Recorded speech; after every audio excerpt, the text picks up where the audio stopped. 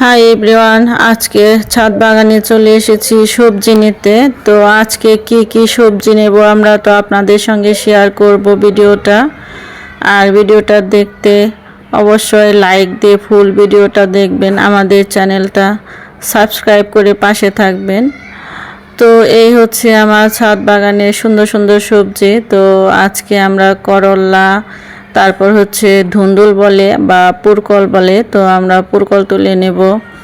এই যে দেখেন ভিউয়ার্স, আমি একটা তারের ভেতরে এই গাছটার লতা উঠিয়ে দিয়েছিলাম। আর মাশাল্লাহ এই তারের ভিতরে লতা থেকে আমি অনেক অনেক এই সবজিটা খেয়েছি, আর আজকেও তুলে নিচ্ছি। এর আগের ভিডিওতে আপনাদের সঙ্গে আরও শেয়ার করেছি কি পরিমাণ সবজি এই গাছ থেকে নিয়েছি। তো মাশাল্লাহ এই সবজিটা খেতে খুবই স্বাদ। ছোট মাছ বা পোনা মাছ, যে কোনো মাছের সাথে এই সবজিটা খেতে খুবই খুবই স্বাদ হয়। আর আজকে হচ্ছে পাশ থেকে নেব করলা। প্রচুর করলা খেলাম মাশাল্লাহ এই গাছ থেকে। তো আজকের করলা একটু বেশি হয়ে গেছে গাছে, এর আগে অনেক তুলে নিয়েছি, আজকে আরও বেশি নিয়ে যাচ্ছি। তো আজকে করলা দিয়ে চিংড়ি মাছ দিয়ে ভাজি করব, আর হচ্ছে পুরকল রান্না করব পোনা মাছ দিয়ে।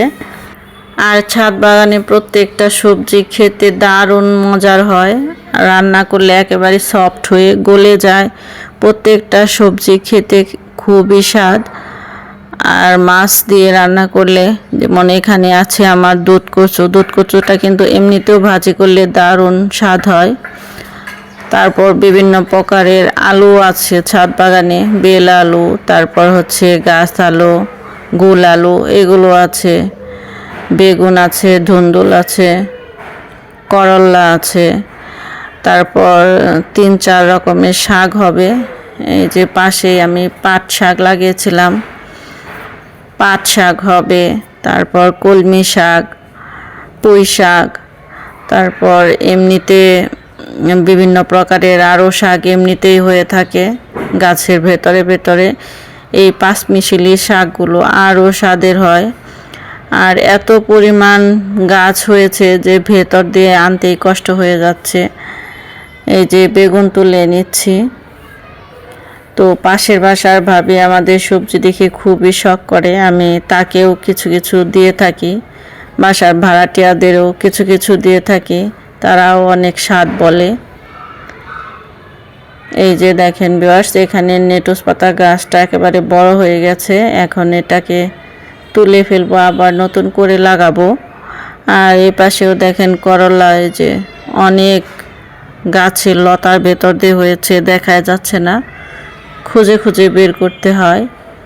আর এখানে ছিল আমার মশলা জাতীয় একটি গাছ, তেজপাতা গাছ, আর বলে দারচিনি গাছ। সেই গাছটাতে একেবারে এই সবজি গাছ উঠে গেছে, আর ভেতরে প্রচুর সবজি ধরেছে। তো এগুলো আনতে আমাদের এখন উঁচুতে অনেক, চেয়ারে দাঁড়িয়ে তারপর তুলতে হচ্ছে। তো ছাদ বাগানে কিন্তু এইরকম সবজি তুলতে আমার খুবই খুবই ভালো লাগে। আর পাশে হচ্ছে আমাদের বিল্ডিংয়ের পেছনে পাইলিং হচ্ছে, প্রচুর শব্দ, ঠিকঠাক ভিডিও আপলোড করা যায় না, কথা বলা যায় না। এই যে চেয়ারে দাঁড়িয়ে তারপর হচ্ছে সবজি পাড়তেছে। তো এগুলো আসলে অনেক অনেক ভালো লাগার একটা জায়গা ছাদ বাগান। আর শাক সবজি এগুলো খুবই খুবই ভালো লাগে, শুধু খাওয়ার জন্য না, এগুলো দেখার জন্য। তারপর এগুলোর কাছে আসলে শরীর সুস্থ হয়ে যায়, এগুলো যত্ন করতেও ভালো লাগে, কোনো প্রকার কষ্ট হয় না আমার। আর সবচেয়ে আনন্দের বিষয় হচ্ছে বাজার থেকে আমার সবজি কিনতে হয় না, কাঁচামরিচ কিনতে হয় না, শাক কিনতে হয় না। আমি ছাদ বাগান থেকে আর গ্রামের বাড়ি থেকেই আমার চাহিদা পূরণ করতে পারি, খাবারের চাহিদা। আর আমি হচ্ছে ভিডিও আপলোড করি, এগুলো আপনাদের সাথে শেয়ার করতেও আমার ভালো লাগে।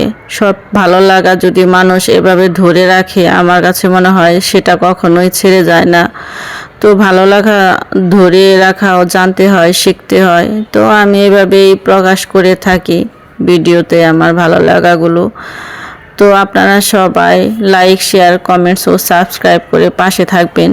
আমি কিন্তু চ্যানেলটার আশা প্রায় ছেড়ে দিয়েছি, কারণ আমার যে পরিমাণ মিনিট উঠেছিল সবগুলো মিনিটই নিয়মিত ভিডিও আপলোড করি নাই, বা আপনারা শুধু দেখেই গেছেন, লাইক শেয়ার কমেন্টস কেউ করেন নাই। এর জন্য আমার মিনিটগুলো চলে গেছে, উঠে গেছে, একেবারেই কমে গেছে। তারপরও আমার একটা অভ্যাস হয়ে গেছে, এর জন্যই আমি ভিডিও আপলোড করে থাকি। তো আবারও তাও আশা রাখি, যদি আবার মিনিটগুলো চলে আসে তো খুবই ভালো লাগবে আমার। আর প্রত্যেকটা বিষয় হচ্ছে ধৈর্য নিয়ে কাজ করি। আর ছাদ বাগানের যত্ন করতে আমার খুবই ভালো লাগে, গাছের যত্ন করি। তো যত্ন প্রত্যেকটা জিনিসেই সব কিছু ভালো হয়। আর মন থেকে ছাদ বাগানের যত্ন করি, মন থেকে ছাদ বাগানের শাকসবজি এগুলো চাইতে আমার খুব ভালো লাগে। আমি মনে করি মন থেকে সব কিছু চাইলে ইনশাল্লাহ অবশ্যই হয়। আর নিজের চেষ্টা, পরিশ্রম আর মন থেকে সদিচ্ছা নিয়ে চেয়ে থাকলে সব কিছুই সুন্দরভাবে হয়ে যায়, কোনো কিছুই হয়তো অপূর্ণ থাকে না। আসলে এগুলো একটা সম্পূর্ণ নিজের ইচ্ছার উপরে নির্ভর করে, আমি কতটুকু শ্রম দেব, আমি কতটুকু পরিশ্রম দেব, বা আমি কিসে আমার মনের আশাটা পূরণ করতে পারবো। তো আমার মনের আশা আমার ছাদ বাগান সুন্দর হবে, আমি এখান থেকে সবজি নেব, আমি এখান থেকেই করব। তো ইনশাল্লাহ আল্লাহ পাক আমাকে আরও শাকসবজি আমার ছাদ বাগানে দিবে। ছাদ বাগানের পাশাপাশি প্রত্যেকটা জিনিসটাই এরকম। তো সবাই ভালো থাকবেন, আজকে এই পর্যন্তই, আল্লাহ হাফেজ।